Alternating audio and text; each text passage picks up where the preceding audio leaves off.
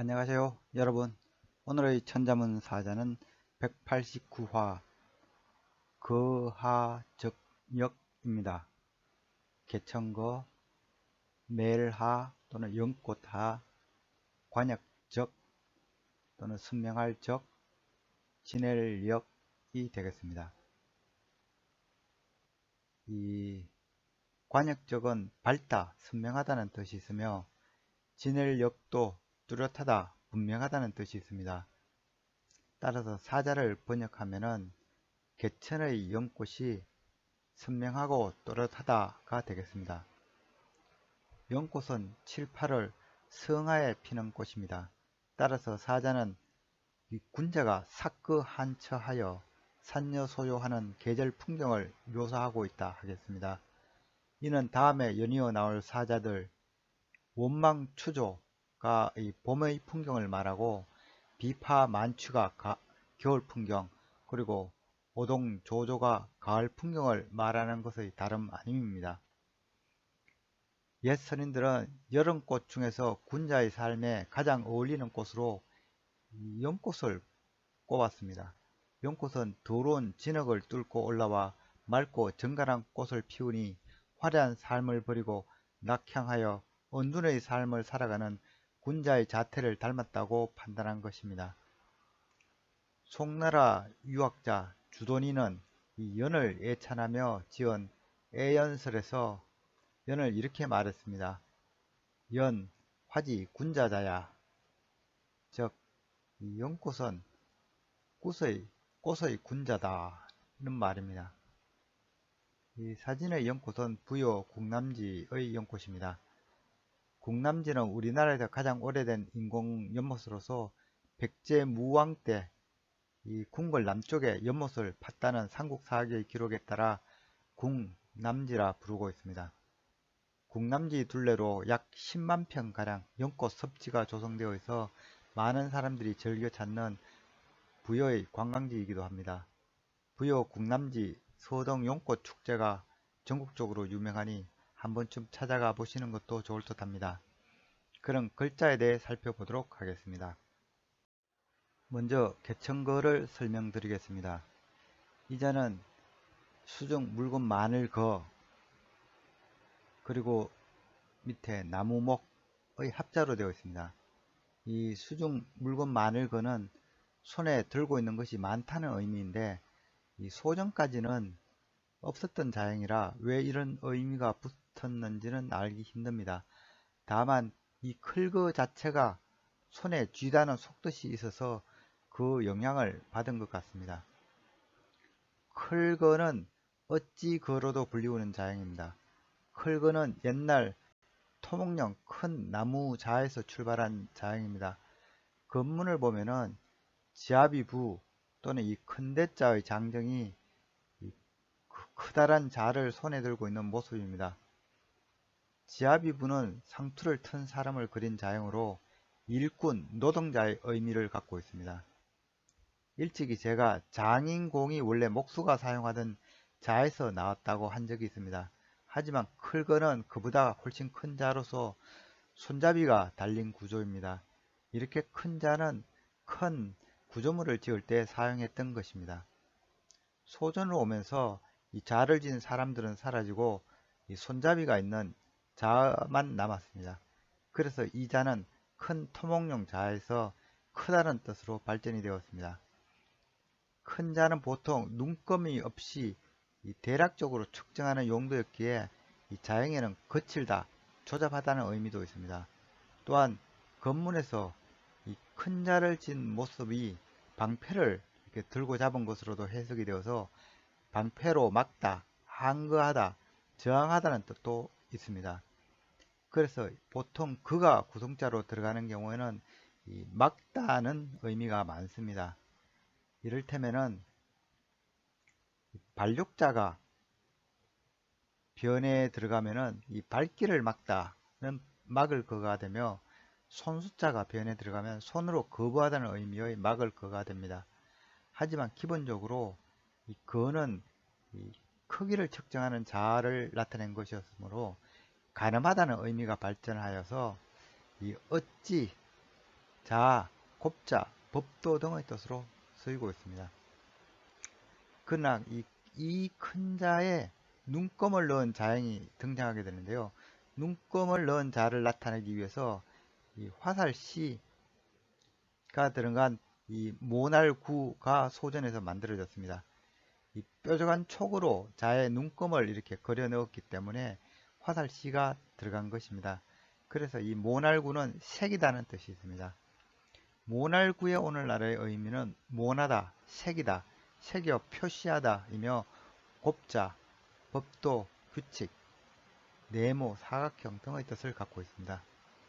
이렇게 큰 자는 주로 대형 토목공사에서 사용되었으므로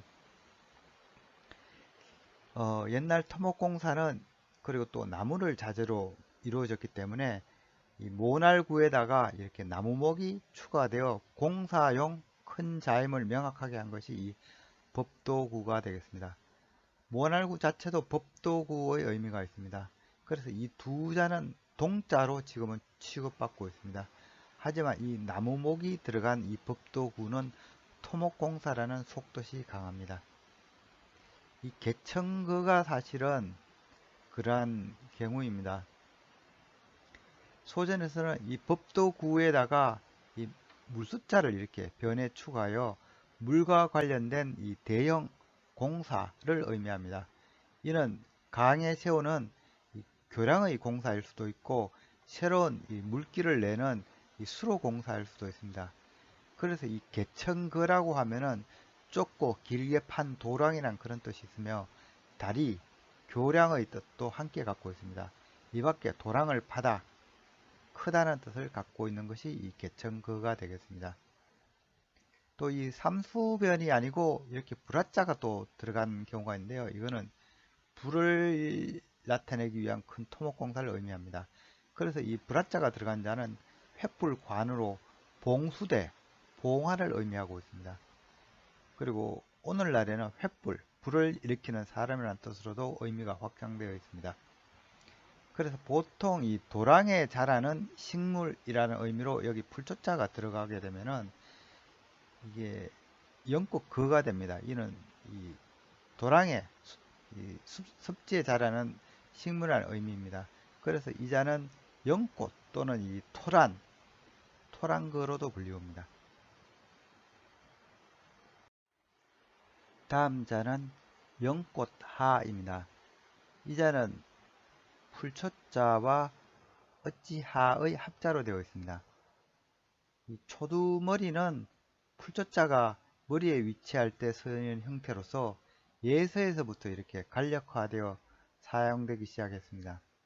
풀초의 의미는 풀, 잡초, 초원 등이며 가꾸지 않은 야생의 것이라는 해석에서 황야, 거칠다, 엉성하다는 뜻도 있고 다듬어지지 않은 것이라는 의미에서 초고, 초안, 초소 등의 뜻도 있는 것이 이 풀초자가 되겠습니다. 어찌하는 이 꾸짖을하 또는 매일하로도 불리웁니다. 각골자를 보면은 어깨에 뭔가 메고 가는 사람이 그려져 있는데 자세히 보면은 이게 창과자임을 알 수 있습니다. 즉, 이 돌촉이 매달린 창을 메고 가는 사냥꾼의 모습으로 보여지고 있습니다. 그리고 이 첫째 형태를 보면은 이 사람이 입을 크게 벌리고 있는 하품 험자를 닮아 있습니다. 이 사냥감인 짐승을 향해 소리를 치는 것일 수도 있고 아니면 이 상대편 적을 향해 소리치는 것일 수도 있습니다. 하여튼 이 무기를 들고 이 입을 벌리고 있는 형태에서 이자는 꾸짖다, 나무라다는 의미가 있습니다. 또 이렇게 어깨에 뭔가 메고 가는 사람을 그렸기 때문에 어깨 메다는 뜻도 갖고 있습니다. 그래서 이 건문 형태는 이 두 가지 의미가 확실하게 차이나게 그려졌습니다. 하나는 이 입을 벌린 형태가 강조된 모습과 또 다른 이 어깨에 이 자기를 이렇게 메고 있는 형태 두 가지로 나타나고 있습니다. 이 자형을 보면 이 앞에 사람이 있고 이 뒤쪽에 오를가가 있죠. 그래서 이 오를가 형태의 자기를 이렇게 어깨에 메고 있는 사람이 그려져 있습니다. 이 오를가는 제가 예전에 이 좌기를 들고 이 흥얼거리는 모습을 그린 자형이라고 말씀드린 바 있습니다. 그래서 이 오를가에는 항상 이 입구자가 따라 붙습니다. 이 건문 형태가 이 소전을 거쳐 오늘날의 이 어찌하로 굳어지게 됩니다. 그런데 이 자는 이 또 다른 의미로 이 무엇, 누구, 어디, 얼마나 등의 의문을 나타내는 데 사용하기도 하는데요. 왜냐하면 이 오를가 자체가 어찌 옳지 아니한가 라는 반문의 의미가 있어서 이 자형도 이 오를가의 영향으로 어찌라는 의문사로 사용하기 시작한 것입니다. 그래서 어찌라는 의문사가 점차 그 쓰임이 많아지게 되면서 이 자가 원래 매다는 뜻이었는데 매다는 의미를 따로 나타내기 위해서 소전에서는 이 매는 재료, 즉 멜빵의 재료격인 풀초자를 이렇게 넣어서 이 멜하를 따로 만들게 됩니다. 옛날에는 이 지게 또는 망탱이 등 어깨에 매는 이 줄을 이 지푸라기를 꽈서 만들었기 때문입니다. 그런데 이 멜하는 또 연꽃, 연이라는 그런 의미도 생겨났는데 이는 이 연줄기를 어깨에 걸치고 머리에 씌우는 이 풀이라는 의미로 연이 상상되었기 때문이다. 지금이야 우산이 널리 펴져 있지만 옛적에는 비가 오면 이 연잎을 이렇게 머리에 이고 우산 대신 사용했기 때문에 자연스럽게 이 멜하는 에 풀조자가 들어간 형태는 이 연이란 의미가 생겨난 것입니다. 그리고 그 연은 연꽃으로 의미가 확장이 되었습니다. 오늘날 이 멜하자는 그 의미가 매다, 짊어지다, 이 부담하다, 책임지다, 집, 화물, 책임, 담당 등이며 또한 이 책임을 묻다, 꾸짖다, 따지다는 이 원래 이 어찌하의 의미도 있고 또한 이 머리에 서다, 은혜를 입다, 연꽃이라는 의미도 함께 하고 있습니다. 다음 자는 관역적입니다. 이 자는 흰백자와 구기작의 합자로 이루어져 있습니다. 흰백은 원래 이 껍질을 깐 흰 알곡을 그린 자형이었지만 후에 이 알곡으로 지은 흰 밥을 뜻하게 된 자형입니다. 자형은 보통 우리가 흰 밥이니까 살을 떠올리게 하지만은 살은 논작물로서 동북아시아에 늦게 들어왔기 때문에 이 각골 자형은 가장 먼저 재배가 시작된 밭작물인 기장살을 그린 것으로 판단되고 있습니다. 이후 소전 자형은 제사상에 올려진 이 흰 살밥에 이 숟가락을 꽂은 형태로 그려지게 됩니다. 제사상에 이렇게 흰 살밥을 항상 올리는 전통이 우리네 제사에도 여전히 남아있기도 합니다. 흰백자는 그 의미가 희다, 깨끗하다, 명백하다, 분명하다, 빛나다 등이며 이 밖에도 희다, 볶은 살, 백발, 진솔하다, 비다는 등의 뜻을 갖고 있습니다. 구기작은 원래 이 밥을 퍼는 이 주걱 또는 이 숟가락을 그린 자형이었습니다. 참고로 그런데 국이라고 하면은 이 손잡이가 있는 이 방구형의 이 술을 따르던 이 국자를 말합니다. 각골자에서 이 물을 푸는 이 물바가지를 그린 자형인 반드시 필이라고 예전에 말씀드린 바 있습니다. 이 필의 각골자를 보면은 이 물바가지가 있고 이 주변과 안에 이 점이 있어서 물이 바가지에서 흘러 넘치는 모습입니다. 그리고 이 손잡이를 뜻하는 이 가로획이 있고요. 이는 이 먹는 음용수를 뜻하며 이 음용수는 사람이 살아가는데 반드시 필요하다는 의미에서 반드시 꼭 오로지라는 뜻이 생겨난 자형이라 말씀드린 바 있습니다. 또한 농업 기반의 국가에서 이 치수, 물을 다루는 건 매우 중요한 문제였기 때문에 물을 다룬다는 해석에서 후대로 오면서 필은 기필코 이루어낸다, 전념하다는 뜻으로도 사용이 됩니다. 그런데 구기작은 각골자를 보면은 이 국자 형태가 아니고 이 넓적한 이 숟가락 형태의 이 내용물도 길쭉합니다. 그래서 이 액체가 아닌 고용물을 퍼올리는 모습이라 할 수 있습니다. 겉문으로 와서는 이 숟가락은 더욱더 움푹해지고 안에 음식물이 이 과실을 뜻하는 이 받전자 형태로 변하게 됩니다. 여기선 그냥 먹는 음식물을 이렇게 그려놓은 것으로 보입니다. 이후 소전자형은 완전히 반구형의 구기로 이 모습이 바뀌었으며 안의 내용물은 이 획으로 간략화되었습니다. 따라서 원래 구기작의 의미는 먹는 음식물을 뜻한 것으로서 반드시 필처럼 음식물은 사람에게 반드시 필요하고 명백히 필요한 것이다, 확실히 필요한 것이다 라는 의미로 사용된 것으로 보입니다. 그리고 이 각골자는 숟가락에 흰 밥을 퍼올린 것으로 보아서 이 희다, 곱다, 밝다는 의미도 있었던 것으로 보입니다. 그러나 점차 이제는 건문에서부터 술을 담는 국자, 즉 국이라는 의미가 생겨나게 되는데요. 이는 이 음식물로 이 밥 대신에 이 과일이 담기게 되면서 이 과일을 발효주로 해석한 탓으로 보여집니다. 그래서 이제는 술을 퍼는 것으로 완전히 이 해석이 바뀌어 오늘날에는 이 각골자가 지녔던 이 밝다, 희다라는 의미는 완전히 사라져버리고 없습니다. 그래서 구기작의 오늘날 의미는 국이, 술잔 또는 이 작은 부피 단위로 쓰이고 있습니다. 이 작은 보통 작은 밥 숟가락 하나의 부피로 취급되어서 가장 작은 옛날의 부피 단위였습니다. 순수 우리말 작다도 결국은 작과 가장 작은 단위인 작과 연관되어 있을지 모른다고 생각하니까 우리말 크다도 역시 클 것자와 음이 서로 다 있다는 생각입니다. 하여튼 조선시대 박연희 정한 기준으로 보면은 이 작이라고 하면 기장 약 1200알이 들어가는 용족인데 이는 약 18ml 정도로 보통 밥 한 숟가락 정도의 용량 정도입니다. 부피 단위로 보면은 10짝이 보통 한 홉, 100짝이 한 대, 1000짝이 한 마리 되겠습니다.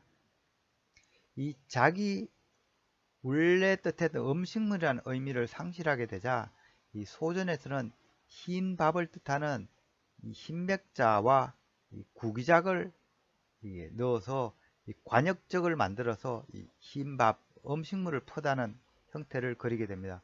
즉 흰밥을 퍼는 각골자형의 의미를 그대로 살린 것입니다. 그래서 관역적은 그 의미가 원래 이 자기 각골에서 가졌던 분명하다, 선명하다는 의미를 갖고 있으며 또 흰밥이 뜻하는 곱다, 희다, 밝다는 뜻도 함께 갖고 있습니다. 한편 소전에서 이 밝다와 희다가 혼동된 상태로 받아들여져 이 자가 원래는 흰백자가 들어가야 되는데 밝다는 의미에서 이 날일자가 혼동되어서 이 소전에서 서여지게 됩니다. 그리고 이 또 관역적은 소전 이후로 또 다른 해석이 들어가게 되는데요. 그 이유는 이 구기작의 소전 자형의 형태가 이 활궁자의 이 소전 형태와 거의 닮았기 때문입니다. 그래서 육서에서는 아예 이 구기작 형태를 거의 활궁자에 가깝게 표기하고 있기도 하는데요. 이 소전 자형은 이 구기작이 활궁자에 이 활을 매긴 형태로 받아들이면서 결국 이게 활에 화살을 매겨서 이 관역을 솟는 모습이다 라고 해석이 나왔습니다. 그래서 이제는 원래 이 분명할 작이 아니고 이 관역적으로 이렇게 불리게 됩니다. 소전 이후로 원래 선명하다, 분명하다는 의미와 관역이 뜻하는 바가 크게 다르지 않기도 하고요. 분명한 목표가 있다는 건 또 관점과 생각이 고정된 상태라고 할 수 있어 이 적이라고 하면은 어조사로도 요즘은 곧잘 쓰이게 됩니다. 즉 오늘날 적이라고 하면 어떠한 상태, 어떠한 견지에서 혹은 관점에서라는 어조사로 사용되고 있습니다. 그래서 적은 관역이라는 의미가 발전하여서 오늘날은 이 관역, 목표, 표준, 참, 진실, 적자, 마다들 등의 뜻으로 확대가 되었습니다. 그리고 원래 이 자기 가졌던 이 옛날 의미의 영향을 받아 이 적은 확실하다, 분명하다, 곱다, 희다, 선명하다, 적시하다의 뜻도 이미 있다고 말씀드렸습니다. 오늘의 마지막 자는 지낼 역이 되겠습니다. 이 자는 책령역과 이 거칠지의 합자로 이루어져 있습니다. 거칠지는 이 발을 그린 자형으로서 보통 이 발지자로도 불리우며 각골 및 건문에서 구성자로 빈번하게 여지까지 등장했던 자형 중의 하나입니다. 이 자는 이 발가락과 발바닥을 로 된 이 발의 이 구조를 이렇게 간략하게 부호처럼 그린 자형입니다. 그래서 원래 의미는 발이었습니다. 그러나 자형이 이 멈춘 상태의 발로 해석이 되면서 멈추다, 정지하다는 의미를 갖고 있습니다. 그러나 대체로 구성자로 쓰이는 경우에는 이 쉬엄쉬엄 갈 착처럼 이 발이 가지는 기능인 걷다는 의미로 쓰이는 경우가 많습니다. 그래서 이 지가 주로 이 멈추다는 의미로 쓰이게 됨에 따라 발을 뜻하는 자형으로 새로 만든 것이 발족자를 변해 추가한 이 발지자가 되겠습니다. 이 발지자 의미는 발, 발가락, 자치 등의 의미를 갖고 있습니다. 이 책령역은 보통 책력이라고 하는 것은 1년 주기의 해와 달의 운행 및 절기 따위를 이렇게 풀이한 책을 책력이라고 합니다. 이러한 책력은 사계의 변화가 뚜렷한 동북아시아에서 농사의 중요한 참고서가 되었습니다. 또한 중요한 행사 등 길이를 정할 때도 이 책력을 참고하여 정했습니다. 책령역의 각골자는 원래 이 농사일을 나타낸 자형이었습니다. 각골자를 보면은 이거는 기장밭을 그리고 있습니다. 이 자형은 이 발지자가 있어서 밭작업을 의미한다고 말할 수 있으나 실은 이 탈곡의 의미를 갖고 있습니다. 세 번째는 이 수확한 기장을 이렇게 곡간에 쌓아서 저장했다는 의미입니다. 건문자형은 이 거주지를 뜻하는 이 기서금을 흙간으로 만들어 나타내고 있습니다. 이렇게 기서금과 수확한 작물을 나타내는 자형으로는 앞서 한번 설명한 바 있는 이 산마자와의 건문 형태와 거의 유사합니다. 이 두 번째 자형을 보면은 이 발지자가 있죠. 근데 발지자 형태가 조금 이상하죠. 우리가 아는 발지자보다 획이 하나 더 많습니다. 이건 실수는 아니고요. 이거는 이 탈곡하는 이 탈곡기의 형태를 그린 것으로 보입니다. 이것은 탈곡을 위한 이 훌치기 혹은 이 도리깨 등을 그린 것으로 짐작이 됩니다. 이 세 번째 건문은 수학은 알곡을 먹는다는 의미로 입에 음식물을 먹으면 이 달감자가 이렇게 그려져 있습니다. 이렇듯 역은 농산일을 차례대로 그린 자형이었습니다. 그러나 점차 절기에 따른 농산일이 세월의 주기를 대변하는 것으로 해석이 되면서 이 농사를 나타낸 역은 책력, 세월의 흐름, 지나다, 경과하다는 뜻을 갖게 됩니다. 그리고 다양하게 이렇게 표했던 건문 자형들은 소전으로 오면서 여러 가지 자형들로 이렇게 분화가 일어나게 됩니다. 이 기장밭을 그렸던 이 자형은 이 무성하다는 의미의 이 나무성글 역자로 불리우며 이 수확한 기장을 흙간에 저장한 자형은 책령역으로 불리우며 역법을 의미합니다. 그리고 이 탈곡을 의미한 이 자형 역시 책력의 의미로 세월이 지나가다는 의미로 지낼역으로 불리우며 지나다, 겪다, 세월을 보내다, 거치다 등의 뜻을 갖고 있으며 이 수확물이 넘쳐나다는 그런 뜻도 있습니다. 또한 이 탈곡의 의미에서 이 훌치기를 생각해 보시면 알 수 있는데요. 끌다, 교착시키다, 어지럽다 등의 뜻도 갖고 있습니다. 그리고 이 절기는 이 매년 어김없이 되풀이된다 하여 분명하다, 뚜렷하다는 뜻을 담고 있는 것이 이 지낼역이 되겠습니다. 그리고 이 탈곡한 음식을 먹는 것을 그린 이 자형 역시 책령역으로 불리며 책력, 달력, 역법 등의 의미를 갖고 있습니다. 그런데 이 자형은 한 해의 흐름을 나타낸다 하여서 원래 이 달감자가 들어가야 정상인데 해를 나타내는 이 날일자로 이 건문과 소전에서부터는 이 혼용되어 표기되기도 하였으며, 그것이 그대로 굳어져서 해에서부터는 이 달감자가 아닌 이 날일자로 통일되어서 이 오늘날의 자형을 만들고 있습니다.